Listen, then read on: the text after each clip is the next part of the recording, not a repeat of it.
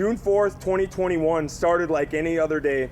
Daisy Jupiter Paulsen, our friend Rob's daughter, was on her way to visit her mother and grab some work clothes in the morning. Darkness still gripping some of the sky.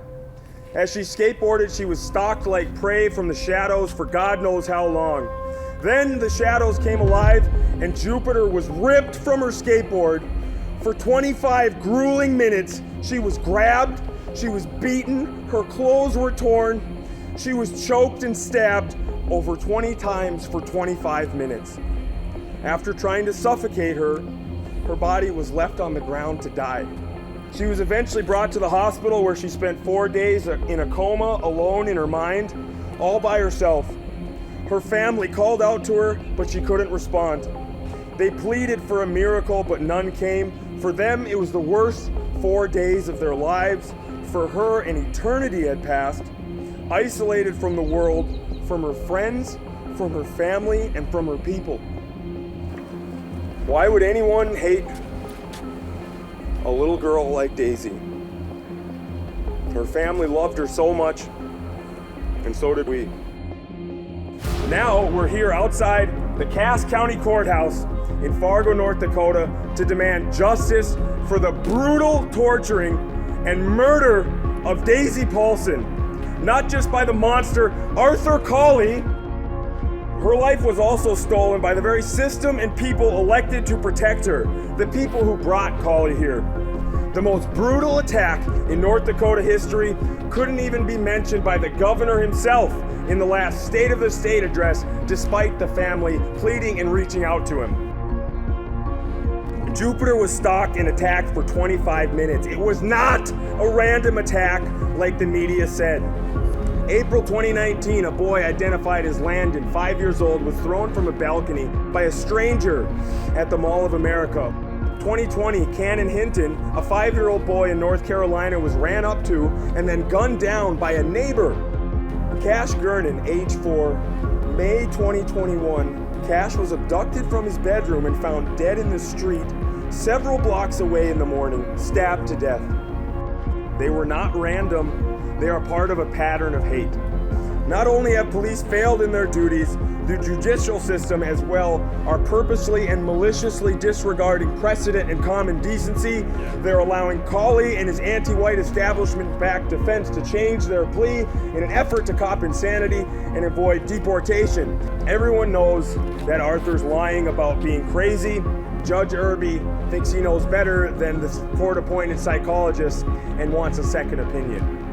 The Fargo City Commission passed hate crime legislation as a way to condemn whites and only whites as racist, and as a way to supposedly stop violence. The latter part didn't work.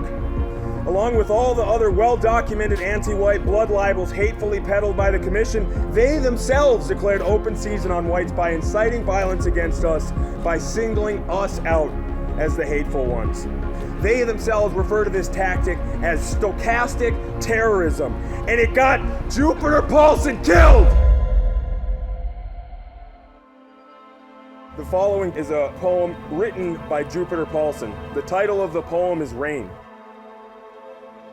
I wish I was the rain, because I would actually have a purpose.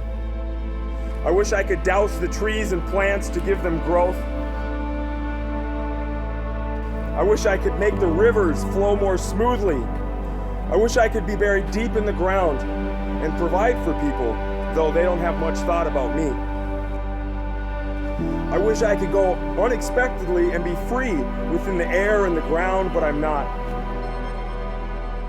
Instead, kids get upset that I ruin their plans and others curse because they have to walk and get soaked.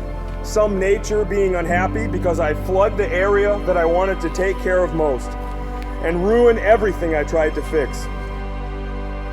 I wish I was the rain so I could be free to be whoever I wanted, and free to be wherever I went.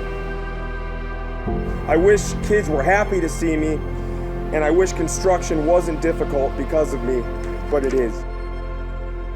Many people hate the rain, and that's okay, because believe it or not, I would already be used to it.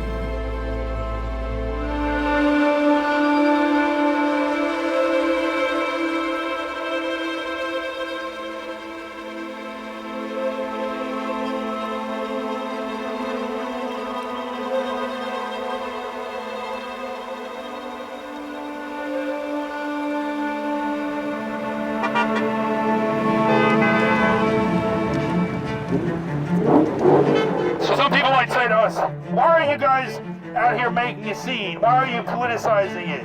Why are you making a big deal of it?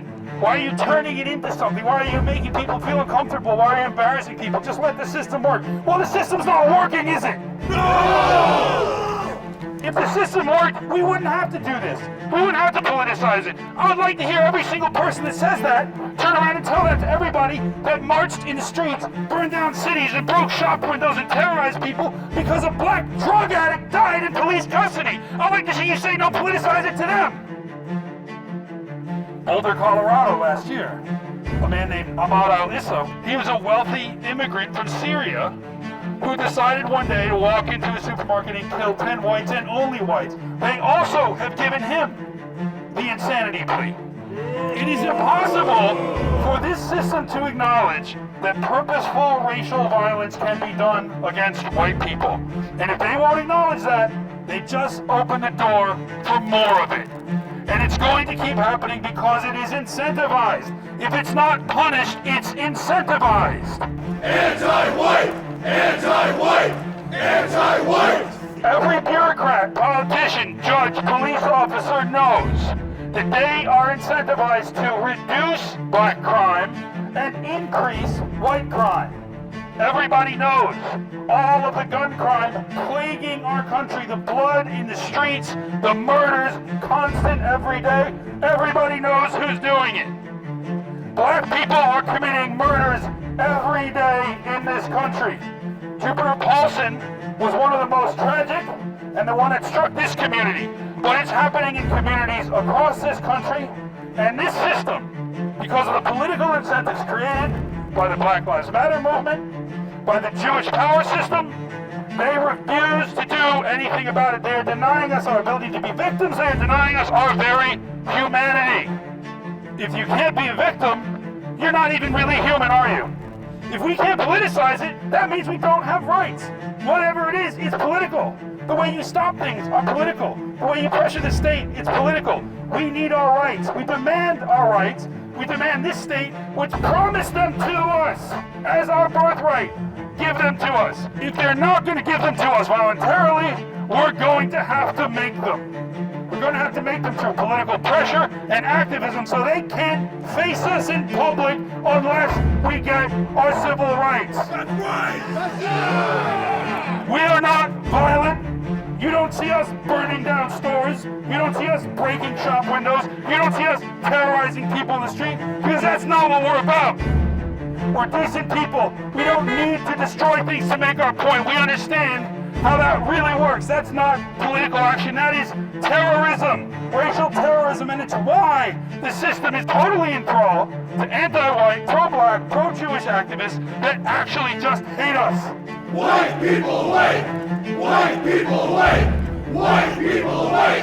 And every one of these corrupt officials is simply a coward. They're simply a careerist coward. It's inconvenient for their next promotion, for their next raise, for whatever their ambitions are, whatever job they want to get next. It's inconvenient for them to make a big deal, to actually deliver justice to Robert Paulsen and his grieving family and their community. Because Black Lives Matter, George Soros, and other Jewish Zionist oligarchs are controlling the justice system and not letting them provide justice for white communities. You provide justice for white people, you can kiss your next promotion goodbye. That is what is going on. Just like in Waukesha, when we went there after Darrell Brooks, who had anti-white rap songs, anti-white statements on social media, statements that he wanted to punch the white people, even the old ones, they wanted to brush that under the rug. It was inconvenient. 6 people dead, 60 people injured, and it was just an inconvenience. They probably want to give him an insanity plea too. They probably will try and get out of it that way if they can. The media is uninterested in the case. They want to cover it up. President Biden, he didn't make a visit to talk to that community, not that they really wanted to talk to him, but he didn't even make the gesture. Nobody wants to acknowledge that we even exist. If the prosecution really wanted to ensure Arthur Colley is punished to the fullest extent of the law, federal hate crime charges would be their strategy. They don't want that. Federal hate crime charges put the death penalty on the table, and we demand Arthur Colley be punished to the fullest extent of the law. The FBI were too busy spying on white Americans who did nothing wrong at PTA meetings to stop any real crime. The anti-white government is terrorizing every decent person in this country. They're the terrorists. Well, no more. We want justice. Justice for Jupiter! Justice for Jupiter! Justice for Jupiter.